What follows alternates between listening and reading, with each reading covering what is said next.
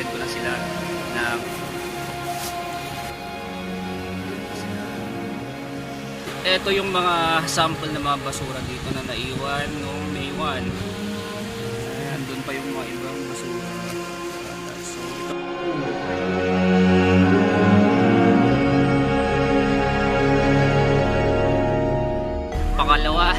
pangalawang load ng fail. Load ng fail. Ayan, medyo marami pa mga naiwang plastic, lalo na yung mga nasa ilalim. Kulang karamihan is yung mga nasa surface ng, kung titingnan nyo, makapal pa yung basura doon. So, ayan, so konti na lang. Paapat na load sa fail. So medyo mainit na. Sweep.